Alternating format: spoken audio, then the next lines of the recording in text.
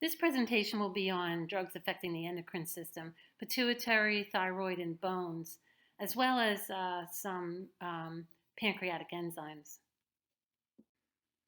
So the hormones that are involved in the hypothalamic pituitary axis is part of what we'll be talking about in this presentation. So we'll be discussing drugs related to the hormones on the left. On the right, as you can see, are other hormones involved in the HPA axis that are addressed in other topics. This slide shows some of the functional aspects of hormone regulation, bone formation, so parathyroid hormone, calcium and phosphorus, the role of those. And so we'll be talking about bisphosphonates. And then growth formation, we won't be talking about the reproductive hormones, but we'll talk about growth hormone releasing hormone, somatotropin, and metabolic rate control, TSH and thyroid hormone. And so reproductive development, carbohydrate metabolism, and blood pressure control are all addressed in other presentations. This is a list of the drug categories that will be discussed. And we'll start with bisphosphonates. This is just a review of the pathophysiology. As you remember, bone is dynamic tissue that undergoes a continuous process of resorption, which is called osteoclastic activity, and bone formation, or osteoblastic activity, and these occur throughout life. So under normal physiologic states, these two processes are about equal. The remodeling cycle is initiated by osteoclastic activity in response to fractures, microfractures, or other damage associated with normal wear and tear. The osteoclasts are drawn to the damaged area, the trabecula. They attach to its surface and resorb the damaged and surrounding bone, which creates a resorption pit, if you recall from pathophysiology. And then the osteoblasts adhere to the resorption pit and build new bone. So a little bit about the role of parathyroid hormone. Parathyroid hormone creates the stimulus to resorb bone, and parathyroid hormone is released if serum calcium levels are low, and it stimulates osteoclasts to resorb bone. Estrogen can also reduce the bone resorption action of parathyroid hormone. If calcium or phosphorus levels are low, then PTH stimulates osteoclasts to resorb bone, and that releases calcium and phosphorus into the bloodstream. The intestines also play a role in absorption of elements from the gut, and the kidney retains calcium from the filtrate and activates vitamin D. So any problems with the above causes poor bone quality. And this is where the bisphosphonates come in. They inhibit the osteoclastic activity, they limit bone resorption, and thereby increase bone density. So we have Fosamax and Actonel, for example, and etidronate is used for Paget's disease and for heterotropic ossification and malignant hypercalcemia. So the bisphosphonates inhibit the osteoclastic activity, and this increases bone density, and they have a beneficial effect on bone density mass increase. The increase is most rapid during the first year of treatment, and then they plateau after about 2 or 3 years. We do have concerns about the GI side effects of GI, gastric, and esophageal irritation. So they have played a big role in the past, but we now have other drugs, which I'll get to, that we may consider first. So the bisphosphonates onset is 3 to 6 weeks, and the peak is at about 3 to 6 months. Half-life of 10 years. It comes in IV forms as well as oral forms. I do have some women who could not tolerate the oral forms and are doing much better on Beniva, the IV form of bisphosphonate. Here's some of the adverse drug reactions. As I said, a lot of GI. There is a concern about pathologic fractures of the femoral neck. They're rare, but there is some concern. And osteonecrosis of the jaw, which is quite rare, but which I had personal experience with in my own mother. Now, there was probably a perfect storm with her. She had bone loss of the jaw itself. She had gum disease. She was poorly nourished, and she had a tooth pulled, and that's where the risk really comes in. And while we were cautioned about the risk of osteonecrosis, I was pretty cavalier about whether this could happen. It did happen to her, and she had to undergo surgery, but did okay.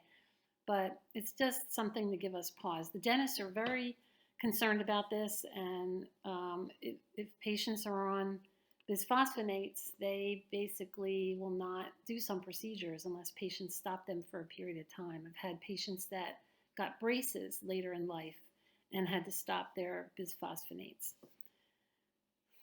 There is some caution with renal impairment, heart failure, liver disease, and active GI problems. Most of these, are more on the rare side, but something certainly to think about. So the question is, when do you stop? Bisphosphonates are used for patients with osteoporosis. As I said, we don't really treat osteopenia as much, but we do actually treat osteopenia when the FRAX score is puts them in a higher risk category. And that's beyond the scope of this course, but just to keep in mind that while the previous slide did actually say we don't treat osteopenia, there are patients that we will consider treatment. So bone density studies, the DEXA scan, there's really no consensus on how often to do them. Typically, it takes 2 years to really see a change. Most insurance companies won't cover DEXA screens that are done more frequently than every 2 years. But the question remains about the reliability for measuring the therapeutic impact. And there's also a big question as to when you stop any of these drugs, not just bisphosphonates, but we'll get to denosumab or Prolia. Some say indefinitely. It really is an area that needs more research. So for bisphosphonates, we do need to watch CBCs, chemistries, renal, liver function studies, as I mentioned, and do our bone density studies. And as I said, no consensus on how often to do them. Monitoring alkaline phosphatase, that is an indicator of bone turnover. The calcium and electrolytes, especially if they're on diuretics.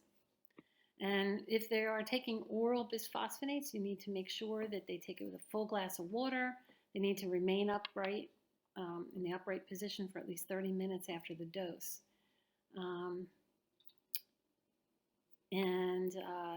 They need to avoid antacids and alcohol. Other times, they have other times of adequate calcium and vitamin D intake.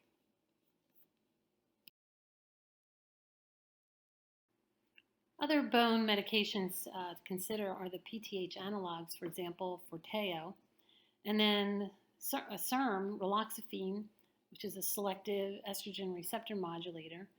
But we're not really going to talk about that. And then the receptor activator of nuclear factor KB or RANK-L, denosumab, which really is an exciting addition to our armamentarium for osteoporosis. So Forteo is essentially human PTH, and it's reserved for the higher risk patients who can't take the bisphosphonates or don't respond to them, and also patients who don't respond to denosumab. There is some questionable cancer risk. The use of Forteo is really in the specialist realm. They are infusions given by specialists. So that would be beyond the scope of most nurse practitioners unless you're working in that specific specialty practice. And then the SERMs, raloxifene, as I mentioned, Vista is a prototype of the SERMs that are also protective against breast cancer, but can be useful in osteoporosis They don't really build bone, but can help prevent the progression of osteoporosis. So denosumab, as I have alluded to, has really been an exciting addition. And most of our patients, we are um, putting patients on Prolia as first line. Most of the insurance companies are covering it as long as they do indeed have documented osteoporosis. Just as a reminder from pathophysiology, rank ligand is a signaling protein that binds the receptor rank on the precursors of the osteoclast, which signals them to differentiate and activate into functioning osteoclasts. So Prolia targets and binds to receptor activator of rank ligand and thereby inhibits osteoclast formation, function, and survival. So it helps prevent osteoclasts from resorbing bone. So Prolia, the first FDA-approved rank L inhibitor, given every 6 months, sub-Q injection, easily done. That is done in the office. It's not something that patients self-inject. It's very expensive, about $2,000, well, $1,500 to $2,000 per dose. And but fortunately, has usually well covered by insurance. If the patient has decent insurance, Medicare generally covers it. It's contraindicated in hypocalcemia, so you do need to correct that hypocalcemia first. And there are other indications for patients with bone metastasis, rheumatoid arthritis, and multiple myeloma reaction. The PTH analogs, getting back to that, Forteo and Tymlos is another one. They're synthetic injectable drugs from recombinant DNA. Other drugs mostly prevent bone breakdown, but these actually stimulate bone growth. Most of the effect is complete in 6 months, and they're never used for more than 2 years. There is a black box warning on these drugs due to an increased risk of osteosarcoma found in rats. The PTH analogs are used when the bisphosphonates or denosumab fail to halt bone loss. They're also used in men with hypogonadal-associated bone loss. They can help prevent vertebral fractures, though they are a little bit less effective in hip and femur fracture prevention. Orthostasis can occur after injection, and they can trigger hypercalcemia.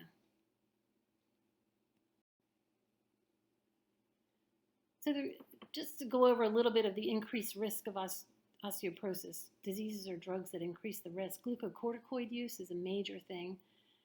Greater than 5 milligrams a day for longer than 3 months. So if you have patients, for example, let's just say polymyalgia rheumatica, those patients generally are on steroids for a period of 2 months.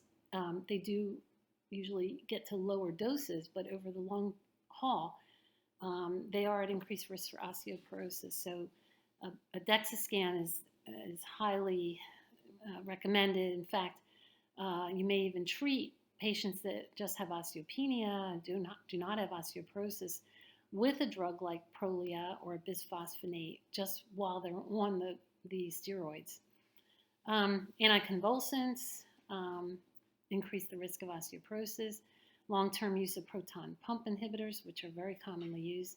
Tobacco and alcohol use, and the use of aromatase inhibitors. We're going to shift into discussion of human growth hormone. And this is just a review of the HPA axis, which begins with growth hormone releasing hormone, GHRH, which is secreted by the hypothalamus in response to a decreased serum glucose levels in the body.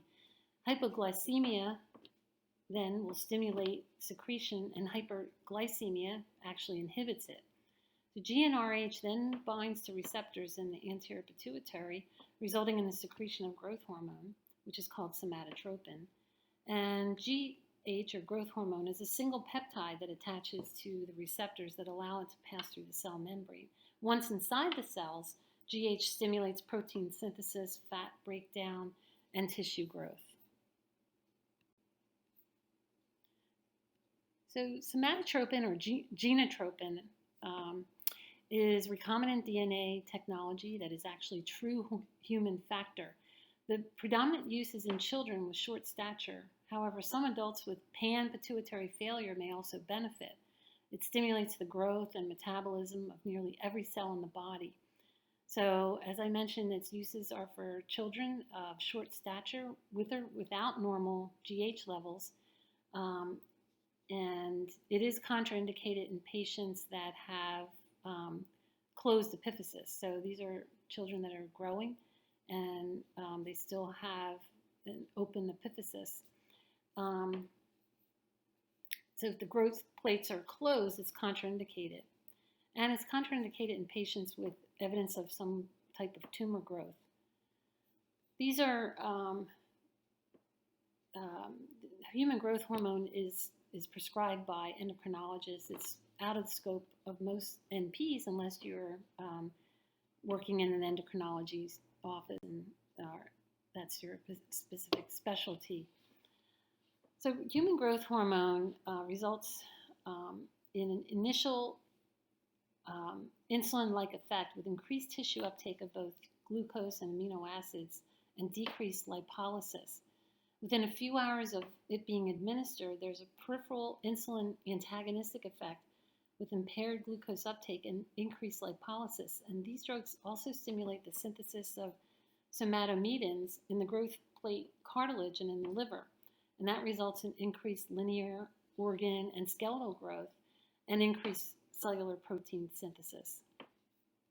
It also stimulates erythropoietin.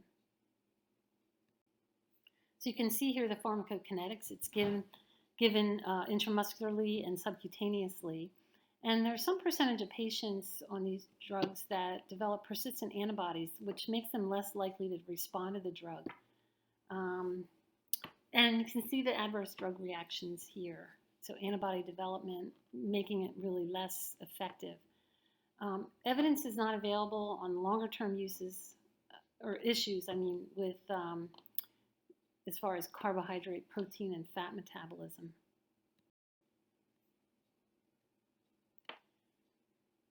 So the indications for human growth hormone, as I mentioned, growth failure associated with in children lacking adequate endogenous growth hormone, but also growth failure associated with chronic renal impairment and patients with Turner syndrome.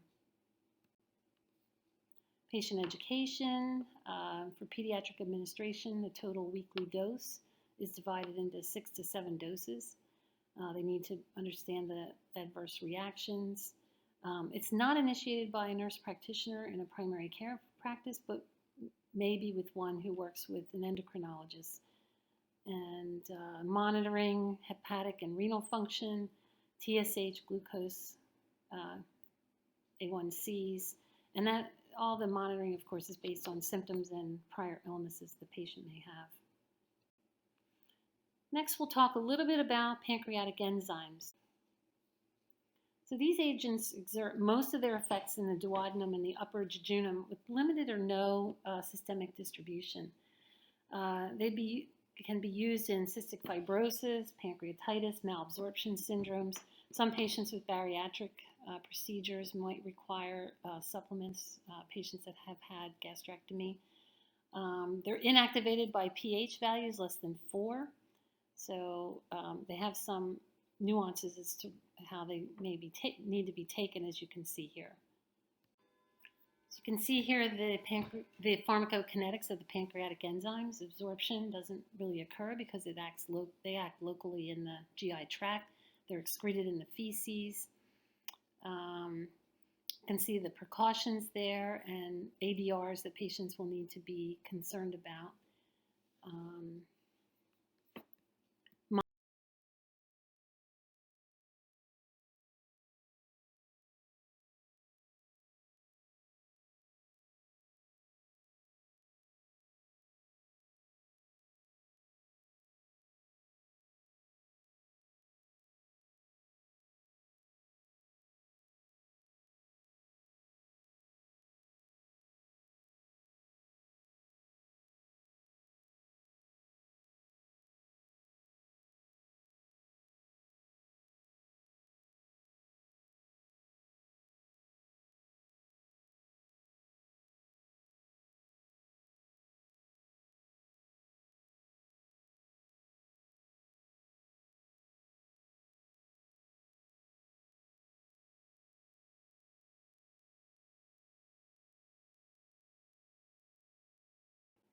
We have T4 and T3, and these hormones produce the same effects in the body as the endogenous thyroid hormones. There is the negative feedback loop to reduce further secretion of TSH and thyroid hormones. So, of course, if the thyroid hormone levels are high, there will be less secretion of TSH. T4 is the drug of choice for thyroid replacement and for suppression therapy for patients that have had cancer because of its longer half-life.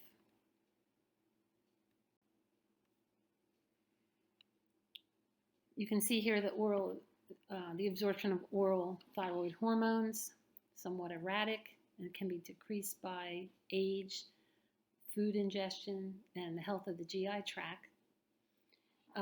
Metabolism is in the liver, and T4 is converted to T3 in the body. As I mentioned, T4 is used for replacement.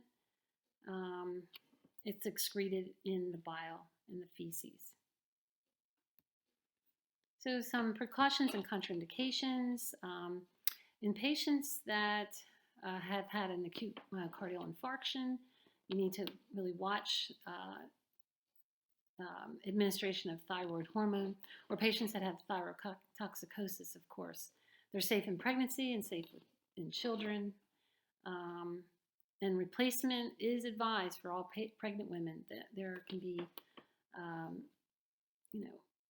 concerns with the viability of the pregnancy if patients are hypothyroid and not properly treated.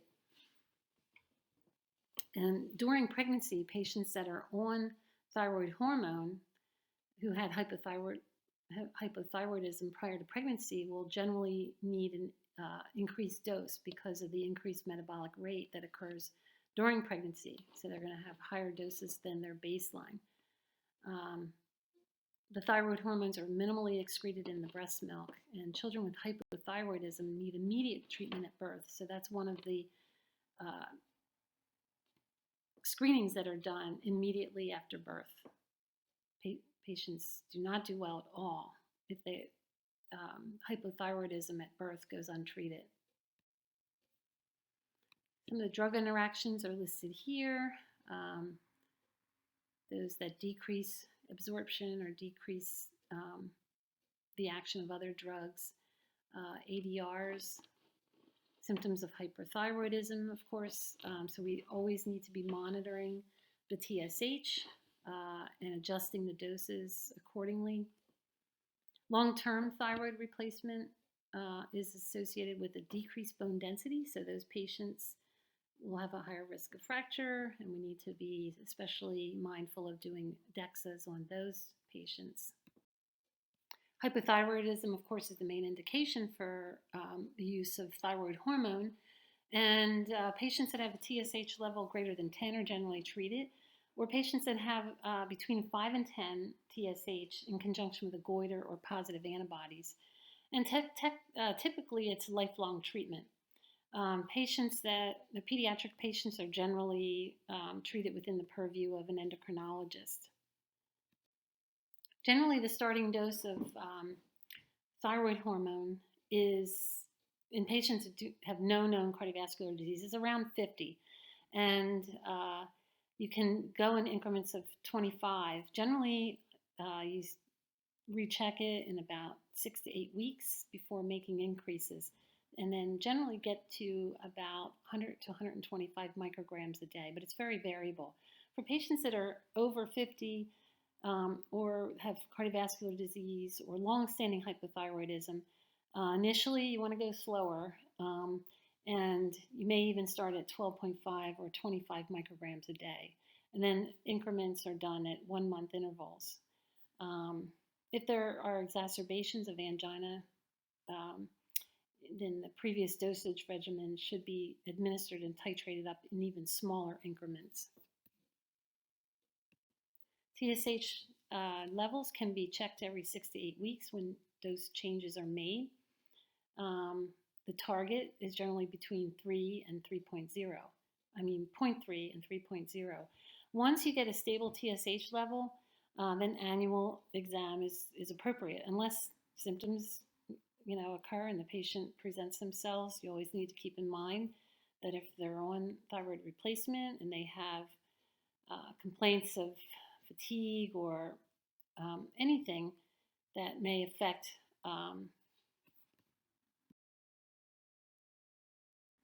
the main thing with patient education is to take it every day at the same time, preferably before breakfast. Absorption is increased on an empty stomach. Now we'll talk about antithyroid agents. So PTU and Tapazole are the drugs of choice for antithyroid treatment. Both block the synthesis of T4 and T3. Neither drug actually treats the underlying pathology in hyperthyroidism. Some patients will have surgery or radiation, depending on the etiology of their hyperthyroid state. And patients that are treated with PTU or Tapazole will be treated for generally 18 to 24 months. If you stop them sooner than that, they may have a high relapse rate, but even patients that are treated for 2 years may end up staying on PTU for long term. They're rapidly absorbed after oral dosing, peaking in about an hour. Both are metabolized in the liver, both have a short half-life, excreted in the urine.